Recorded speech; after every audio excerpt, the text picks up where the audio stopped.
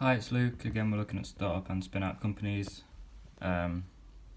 This example is Critical Pharmaceuticals, which we mentioned before. This was a University of Nottingham spin-out by one of my lecturers. So in 1987, the UK unis became owners of IP. This was when it was first allowed. From the government funded research, and they began to form limited companies. And obviously the main aim of forming a company is to make money. So some characteristics of spin-outs is the aim of spin-outs is to prove new technology or product or a business model. They want to build value, they want to generate a financial return for the uni upon the sale of the business whenever they feel like they're done and can't go any further. So the requirements for a spin-out company: they need a founder with credibility, so someone who's an expert in the field essentially, a CEO, who can also bring in other expertise such as marketing and stuff like that. Then you need the opportunity for a step change in a high growth market. You're also going to want a business plan, and the purpose of a business plan is to sell the concept to investors and to act as a part of a planning tool, essentially. So the aims: they want to sell themselves in spin-out companies.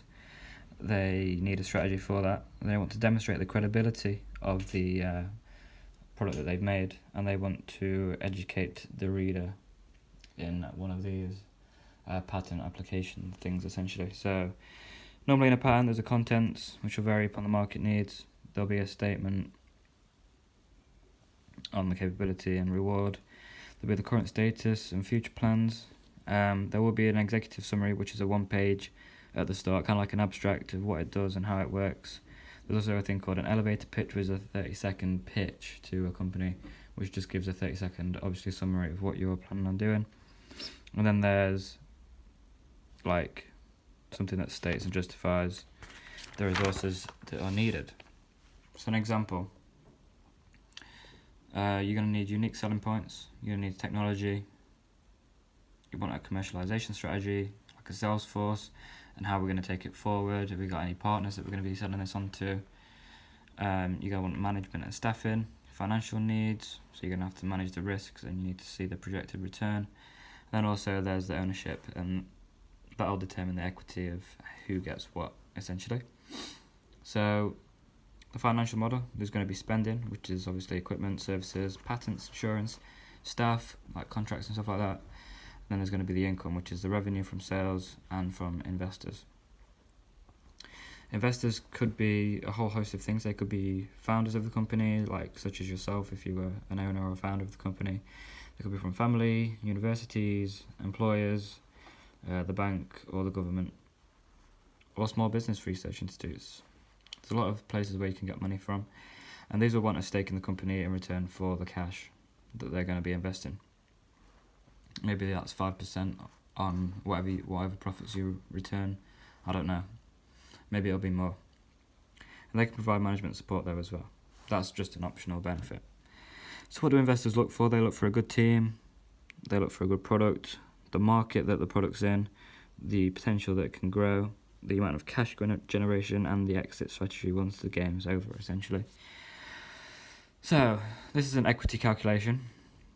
No, this isn't a calculation yet, actually. This is essentially what happens most of the time when making money. So there's two investors which get a 50-50 split. If this was the case, if there was two inventors, they get 50-50 split. There's a third party that contributes. So let's say the IP, which is the university, that gets 20%. Cash, which is a venture capitalist, so that could be a bank or something, that gets 50%. And then there's sweat money, which is essentially money that goes to the management team or the chief executive, and essentially that it goes up if it makes them work. So it could get 6%, but it can increase if it's successful, essentially. So that's an example after a negotiation. So essentially after all of that, the inventors will only get 24% between the two, so 12% each. So yeah, shareholders and directors. The shareholders can be the legal owners, and the directors run the company. Oh God, sorry about that. Incorporation. You need permission to make what you're making. You need to see whether it impacts on existing duties. You need to know the uses of employees' IP and the use of employers' factory facilities and labs. Obviously, you need the legal requirements as well. So this is cash and shareholder, company name and address.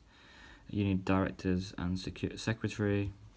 The nature of the business and articles of association. That included in that is the rules or power of the directors, and that's a registered public document. You want a nameplate, and you want the shareholder agreement, which is not public this time, and this shows the owner's equity split. There are other matters that you need to take into account, such as director duties, which will be penalties for not maximising the value of the company, which is essentially money laundering.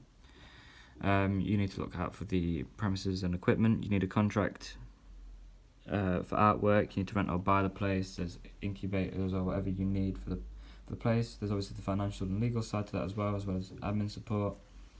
And you obviously need to pay for insurance too. And then the rewards. You want profits on sales. You want consultancy. You want to look at the salary and then the satisfaction from the customers with the product. So back to the case study, which is critical pharmaceuticals. They work with a supercritical fluid, which I mentioned earlier, which is neither gas or liquid, but a combination of the two.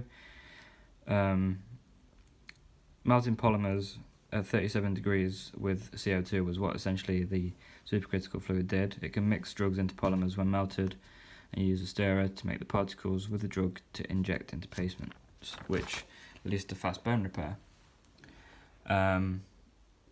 Compared to the competition, managed risks got patents. That's what happened in their business. They did all of these things, and it proved that it will work on a variety of drugs, retaining 100% of the activity that it was supposed to have, the drugs. This met an unmet market need. Another method of an unmet market need was development of longer-acting products that they came up with, and this was solved by adding excipients for controlled release.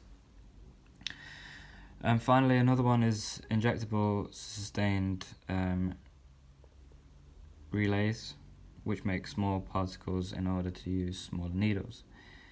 So there's a lot of things, and this was one of their designs. It was critical something, which was injectable release technology. It was a novel process to encapsulate drugs using supercritical CO2, and I think critical mix, that's what it was called, sorry. Can't read my own writing. And there's regulatory approved polymers, so that was their business. Unfortunately, no one wanted to really invest, even though it was a new novel thing. They had lots of